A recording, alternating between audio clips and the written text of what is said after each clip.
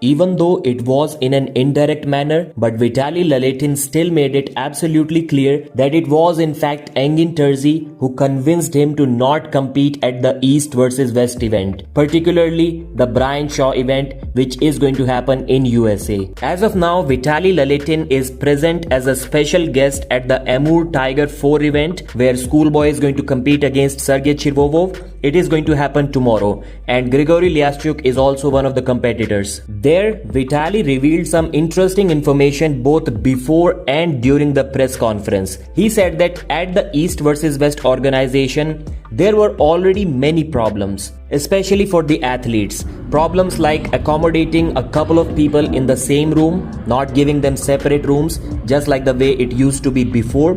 Then booking the cheapest flight tickets without even caring about the dates, without even caring about the convenience of the athletes. This is again something which never used to happen while Engin still owned East vs West. But as per Vitali, all of these things were still bearable. It wasn't like the end of the world. But finally, when Engin left the organization, they were informed that Devon started creating his own rules. The athletes, as per Vitali, were not happy and everyone started following Engin. My question is, the arm wrestlers were following Engin to where? What exactly was Engin going to create? Were they promised a new league? If they weren't, then where were they following Engin to? To his home? To do nothing? That's kind of confusing, because now there has been a common understanding which has been created in the arm wrestling community, and it is that Engin quit mostly because of the secret meeting that happened after East vs West 18, where Devon started taking control of the company. But Engin himself said that he had already quit East vs West a week before that, so it cannot be because of Devon. Or at least not because of what Devon said during the meeting, because the decision by then was already made. Then Vitali mentioned that the arm wrestlers made it pretty clear to Robert Baxter that they need Engin back. So why did I say that Engin convinced Vitali to not compete against Devon? Take a look at these words from Vitali. Engin already had questions for me. Would I like to arm wrestle under Devon rules? As per Engin, these Devon rules were the match being best of 7 instead of best of 5. So Vitali now has to win 4 rounds. I'm not even going to say that Devon doesn't try to manipulate the rules.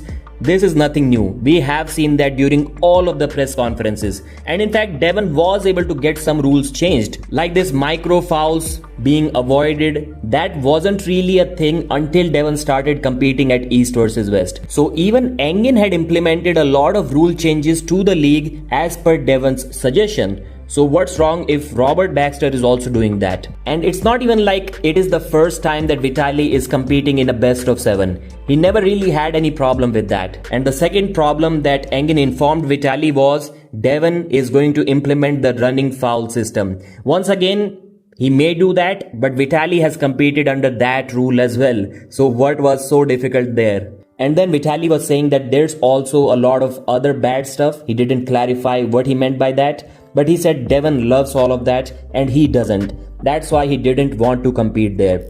Now one particular question arises here. Engin and also the arm wrestlers were saying that Engin didn't call them to convince them to leave the league. That was their own decision. So if Engin didn't call anyone, why did he call Vitali Laletin? Or is it that Vitali is the only honest person here who is letting us know about the truth? I think that arm wrestling leagues need to put more faith in their referees. They need to ask the referees to be more strict and not less. So all of this is stuff that all 4 American referees will ruin the arm wrestling league. They will favor the Americans. That puts them in a bad picture. That shows that you don't trust your own referees. Because in the beginning, almost all of the referees were European. And the matches were happening in Europe. Nobody used to complain then. So why all of these complaints now? I think the referees, if possible, should be from the country where the matches are happening. It saves some flight ticket money. And money is something that they need to save now, especially when the league is falling apart. I totally get it that the last minute venue change, basically a country change for the East vs West 19 event, was not a pleasant surprise for Vitali because it made things almost impossible for him. But as per Robert Baxter, Engin did not confirm the availability of the Baku, Azerbaijan event until the last time. That's why they had to switch over the event to Colorado at the Brian Shaw Classic event, not because they didn't want to go there. The availability was not confirmed by Engin. Once again, I would say that it could be entirely possible that Engin was just wishing good things for Vitali. That's why he suggested him not to compete there. But did Vitali really need that? Isn't he smart enough himself? Mention your thoughts in the comment section, like the video, and I'll see you again.